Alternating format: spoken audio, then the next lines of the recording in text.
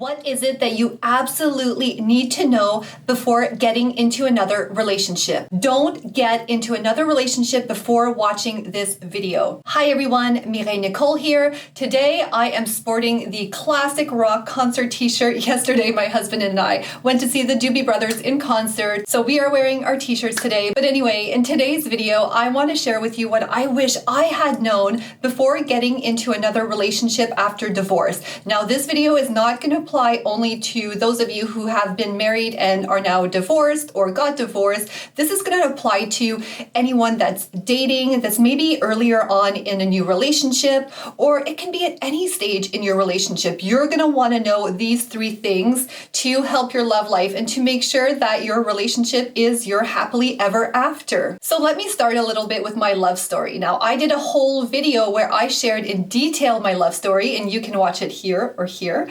So I'll post the link there so you can go back to it and see more context if you need it. But here's a little summary of what I've been through. So many years ago, I was married. I had the picture perfect wedding. I had the white picket fence and house, and then everything just exploded when it came to my marriage. And I found myself in another relationship after my marriage. And just to give you some background, like when that happened, when I got divorced and then I got into another relationship, I just didn't have quite the mindset to go in that right now. And I had this belief, and actually I'll share that in the three things you need to know, that was really hindering me in this new relationship. And then even though it started off really, really great, some problems and issues and challenges started creeping up. And I really believe this is because I didn't know these three things I'm going to share with you today. So our relationship went from really great to starting to go sideways and getting really rocky and difficult. And then he started distancing himself. We were having a lot less date nights. I was starting to feel really insecure and jealous, and things were just turning out like my fairy tale ending the way I dreamed it would. So let me share with you three things that you want to know before getting into another relationship. Number one is that it takes so much more than just finding the right person, right? So that's the belief I had after divorce. I'm like, okay, maybe I just need to find someone different. Maybe I need to find Mr. Perfect or my person, and then everything's going to be okay. And then when I met someone that I truly felt this way about, I thought, okay, great. This is a new person. This is going to be just different because it's going to be with someone else, right? I really thought the issue in my marriage was the other person, and just in general, right? I think I always had that belief even growing up, where it was just a matter of finding the right person and everything would be rosy. Everything would be the way it's meant to be. But I soon realized that that was not the case. A relationship, a strong, healthy, happy relationship and marriage takes more than just finding the right person. It takes some of these other steps that I'm going to share with you today. So that's going to be a lead into step number two. The second thing I wish I had known before getting into another relationship. And that is, I wish I had focused a lot more on my mindset before going into that other relationship after divorce.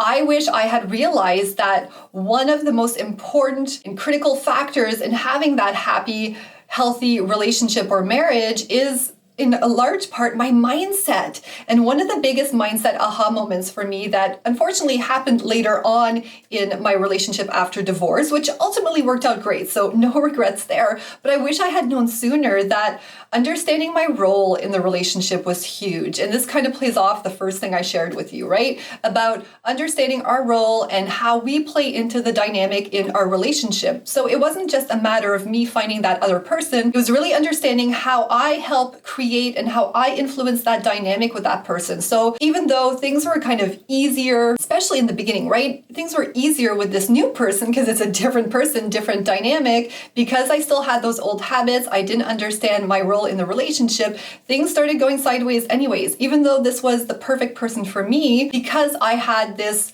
mindset that I brought into the relationship that I hadn't worked on, and because I had this belief that I just needed this right person and everything would be fine, things started going sideways and we were starting to struggle in the relationship. And that's when I started seeing what you hear people talk about all the time, right? These narcissistic tendencies and maybe I'm just anxious avoidant, or, I'm just throwing in these terms, right? We start labeling things and we start trying to diagnose things.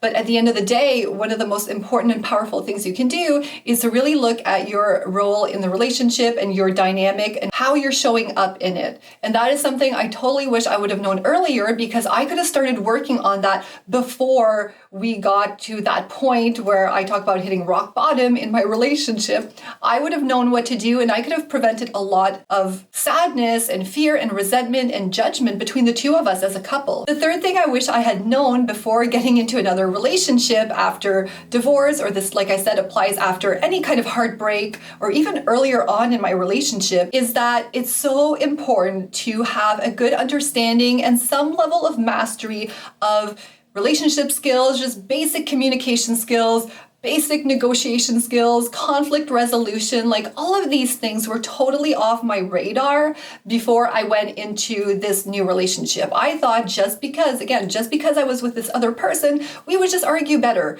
We would just negotiate a lot easier. And it turned out that wasn't the case, even though this was the right person for me, because we didn't have these skills and this understanding and listening, really good listening skills. That's another one that's so important for your happily ever after fairy tale ending, right? Because we didn't have that, and I hadn't started working on mastering these things before I got into another relationship, that's when I saw my relationship starting to go downhill. But luckily, I was able to identify that and realize that, hey, if I'm going to make this relationship work the second time around after divorce, in your case, maybe you're in the relationship right now, but things are just going down and you're like, I'm going to fix this. I'm going to make this the best that I can. Then start using these 3 steps or these 3 things that I shared with you today to start doing that. Now, on top of knowing these things, you're going to want to be able to practice, because a lot of these concepts are easier said than done.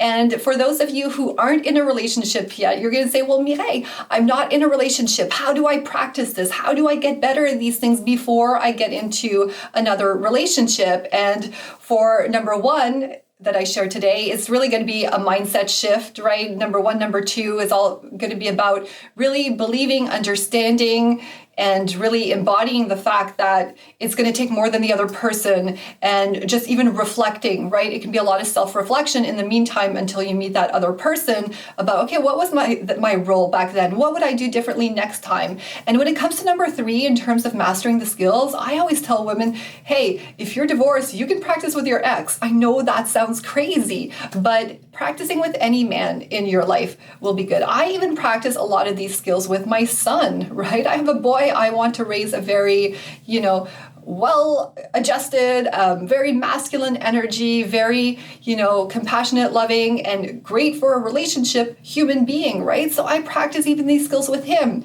You can practice them, like I said, with any man in your life. Obviously, it's not going to be a romantic relationship, so there are certain aspects, elements that you leave out, right? But in terms of really learning to communicate with a man, in terms of you practicing being in your feminine energy, you can do that with a lot of different men in your life to practice and to be ready for that next relationship. So if you would actually like support with that and more guidance, then reach out to me. I have a link in the description below. If you have any questions about this video, any comments, leave them down below. Thank you so much for watching, and I will see you guys in the next video.